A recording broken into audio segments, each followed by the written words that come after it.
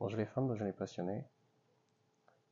Nous sommes là aujourd'hui, c'est pour parler du lapin et surtout pour parler de la filière cunicole dans sa globalité. Depuis peu, l'élevage de lapins connaît une extension fulgurante en Afrique. Et nous avons de plus en plus de grands chantiers qui voient le jour. Nous avons toute une filière qui a été installée au Burundi avec près de 200 000, une capacité de 200 000 lapins qui vont être produits par mois, avec bien sûr tout ce que cela demande, les centres de multiplication génétique, centres d'insémination et tout, avec des usines d'aliments et des abattoirs qui voient le jour. Récemment, il y a quelques jours, au niveau du Salon international de l'agriculture à Paris, la société Ibido a eu l'opportunité de signer un accord de partenariat historique avec le gouvernement ivoirien concernant le développement de la filière cunicole en Côte d'Ivoire. Mais vous devez le savoir que le lapin dans nos gouvernements ou dans nos pays est encore considéré comme un élevage non conventionnel. Chose anormale parce que depuis plus d'un demi-siècle dans d'autres cieux, il est conçu comme un élevage industriel. Et c'est ça le combat que nous avons mené jusqu'à aujourd'hui afin de pouvoir atteindre ce niveau. Cela dit, il y a des grands rendez-vous internationaux tels que le Congrès mondial de la cuniculture qui se tient chaque 4 ans. Et cette année, je veux dire l'année 2024, lors du dernier congrès où nous avons participé, même les avant-dernières éditions, force est de constater que les Africains ne sont pas au rendez-vous. Et nous ne sommes pas au rendez-vous parce que la plupart du temps, nous ne sommes pas structurés. À ce congrès qui s'est produit en Espagne, j'ai eu une frustration. Je vais vous expliquer. Déjà, sur un collège de près de 300 experts, 330, 340 experts et professionnels de la filière cunicole, il n'y avait aucune structure africaine qui était représentée. Aucune. Moi, j'y suis en tant que membre de l'Association scientifique française de cuniculture. Déjà, c'est le premier élément. Mais, à côté de moi, j'avais deux Chinois. Alors, pendant la pause, on discutait. Ils ont déjà présenté, puisque, comme on dit, c'est un congrès mondial scientifique, donc on présente les résultats et tout le reste.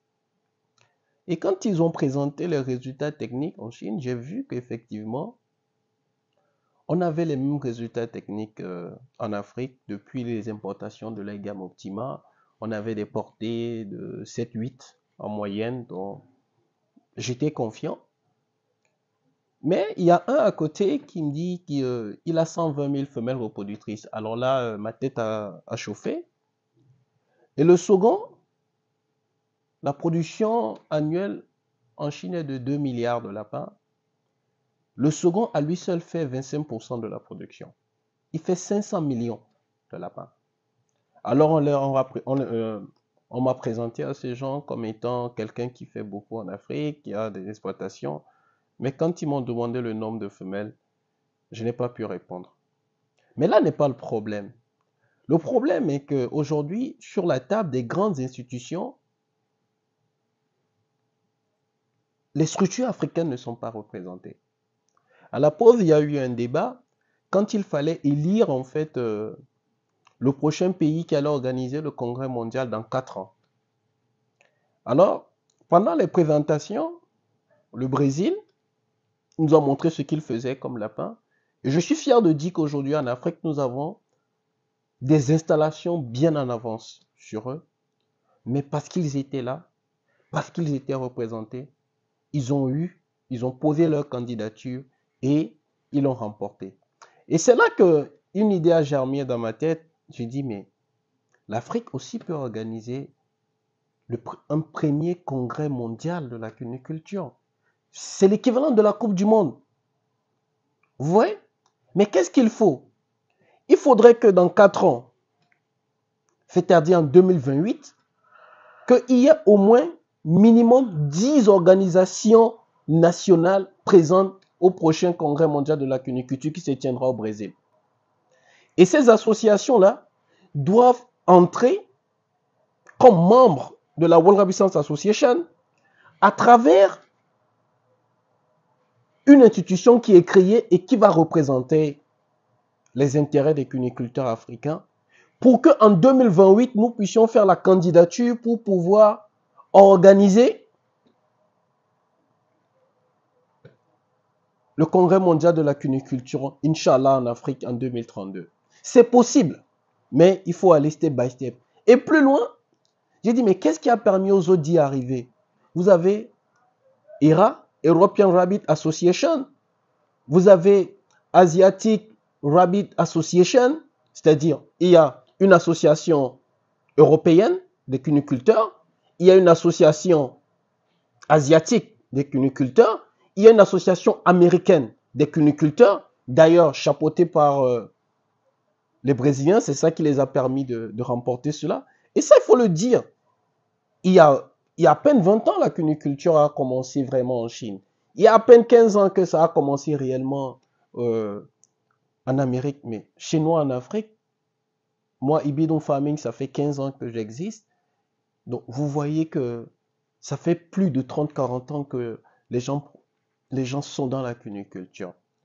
Donc, j'ai eu la chance d'avoir à mes côtés Chantal Davos, qui est dans la filière depuis plus d'une trentaine d'années, présidente de l'Association scientifique française de cuniculture, qui est très attachée à l'Afrique, à qui j'ai exposé mes envies.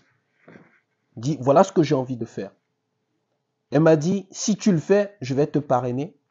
Et la première étape, il fallait avoir l'agrément de l'Association européenne des cuniculteurs, de l'Association asiatique des cuniculteurs et de l'Association américaine. Nous avons rédigé les courriers, nous avons transmis les courriers aux différents présidents de l'association pour qu'ils acceptent la création de cette association africaine. Il y a à peine un mois de cela, nous avons une réponse favorable. La lettre est revenue, elle était signée. Donc, maintenant, on peut passer à la deuxième étape qui est la création de l'ARA, African Rabbit Association. Et ça, nous vous invitons à une visioconférence très importante pour débattre. L'idée a été germée. La marraine de l'événement ne sera rien d'autre que Chantal Davos, qui va nous présenter les grandes lignes, comment eux ils ont fait à travers la European Rabbit Association, parce qu'il est temps que nous aussi on prenne notre destin en main.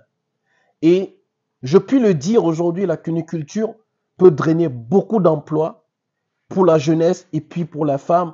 On a vu l'exemple palpable au Burundi, mais il peut également être source de développement économique pour notre continent. D'ailleurs, ça produit la meilleure viande et on n'imagine même pas toutes les industries qui peuvent tourner autour du lapin. Moi, depuis 2 ans, je suis consultant pour le système des Nations Unies, FIDA, et récemment, j'ai rédigé un document,